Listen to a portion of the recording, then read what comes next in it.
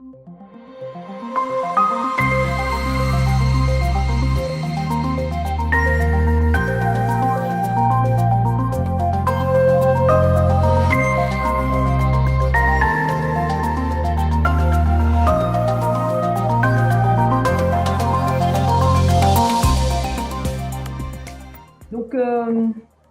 la propriété intellectuelle au CEA, je dirais que c'est un levier essentiel de notre action de valorisation. Donc, juste dans un premier temps, vous rappeler que le CEA, c'est un EPIC qui mène une activité de recherche et de développement dans 4 domaines majeurs, donc la défense, la sécurité, les énergies bas carbone, donc nucléaire et renouvelable, la recherche technologique pour l'industrie et la recherche fondamentale, donc sciences de la matière et sciences de la vie.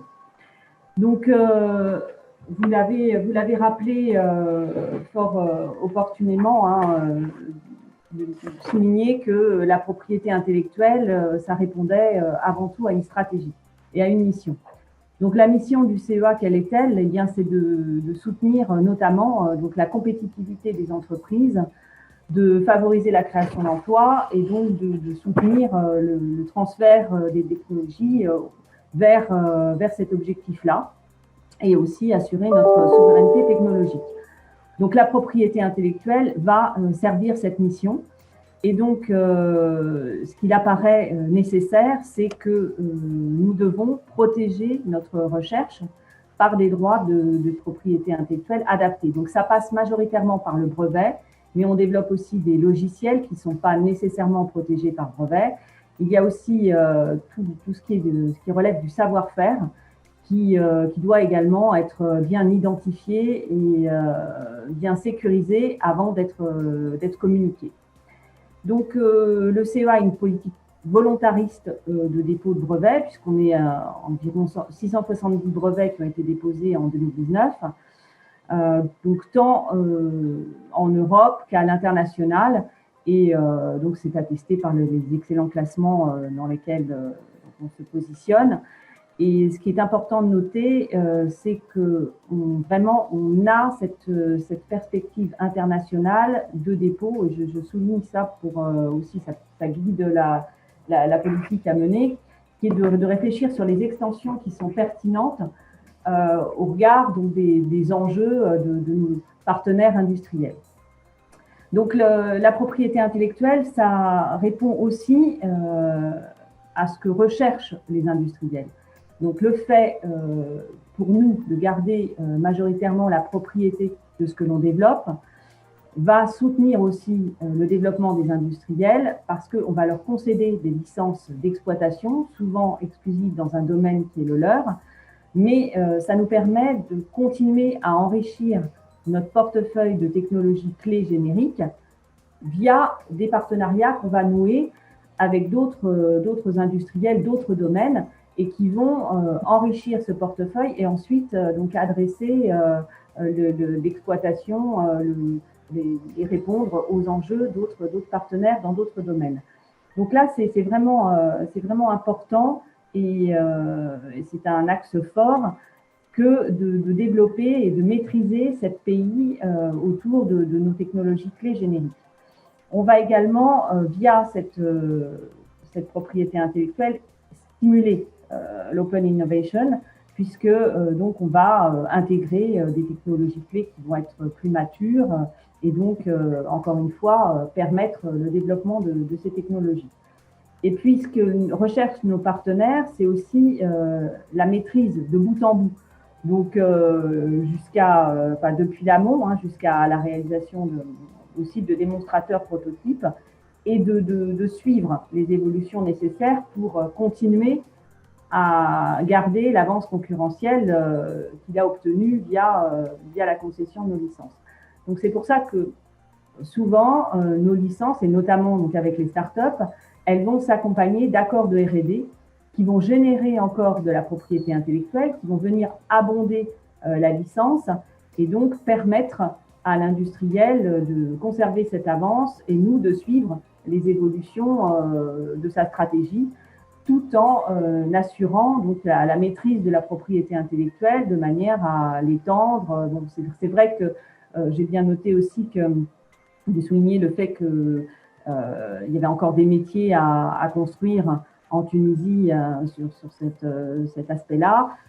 Il est vrai qu'au CEA, on a la chance d'avoir une équipe d'ingénieurs brevets qui vont évidemment avec le relais des cabinets, hein, mais qui assurent en interne ce suivi du portefeuille et cette actualisation du portefeuille au fil de l'eau.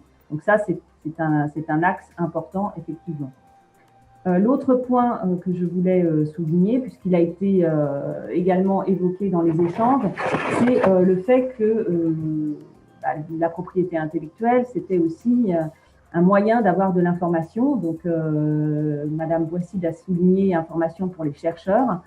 C'est aussi une information pour nos partenaires industriels, parce que nos partenaires industriels vont avoir une vision des thématiques qu'on adresse, de notre position sur ces thématiques, notamment en termes de propriété intellectuelle, et donc vont venir vers nous compte tenu de cette position. Et c'est aussi, je dirais, la force d'attractivité du brevet qui permet, et de la propriété intellectuelle plus généralement, qui permet de montrer sur quel domaine on se positionne et aussi d'attester qu'on a à cœur de protéger la recherche que l'on développe.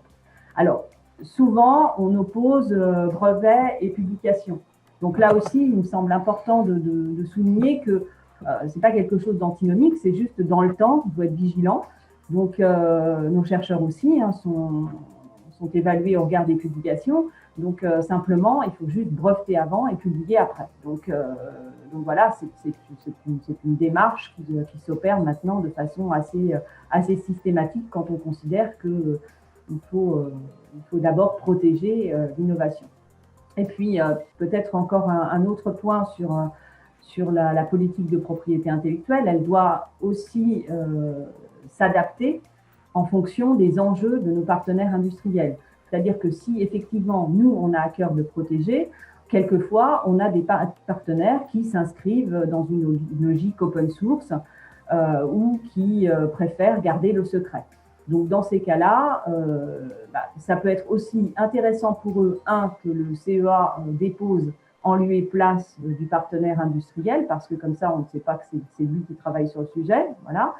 Deuxièmement, sur tout ce qui est logiciel, on est aussi vigilant, puisque ça peut faire partie d'une stratégie, effectivement, de dire, voilà, on donne accès aux sources du logiciel. Pour autant, on peut tout à fait rester propriétaire des développements qui seront générés. C'est juste la licence qui permettra donc d'avoir un accès aux sources, et cette licence, elle devra être non contaminante de manière à bien pouvoir garder la maîtrise des développements ultérieurs de ce qui est réalisé.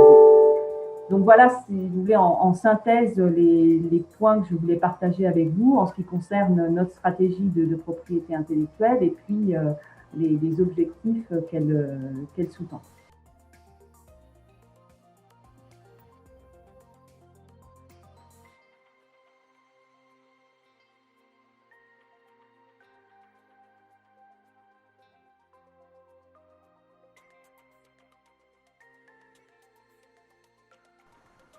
Alors, ma recommandation, ce serait effectivement de définir une stratégie, une mission, et puis adapter ensuite la propriété intellectuelle à cette mission.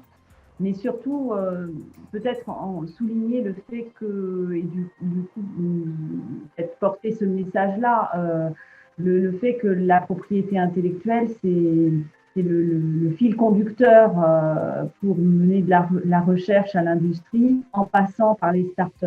C'est-à-dire que vraiment se doter d'une pays forte pour suivre cette évolution-là. Et souvent, ce qui pêche, c'est l'exploitation, parce que vous l'avez évoqué, vous avez une recherche qui est riche, qui est excellente. Il faut la porter vers le marché, et quelquefois, on n'a pas le lien, notamment en termes d'intégration, d'industrialisation, des développements qu'on mène pour les porter vers l'industrie. Et là, peut-être que le biais de la start-up peut être intéressant et favoriser cette cette exploitation. Donc voilà, je dirais effectivement, vous vous dotez de cette stratégie avec dans l'esprit que protéger, c'est pour exploiter. Voilà, c'est pas pour garder l'API dans des armoires, hein, c'est vraiment pour irriguer le tissu industriel. Merci beaucoup.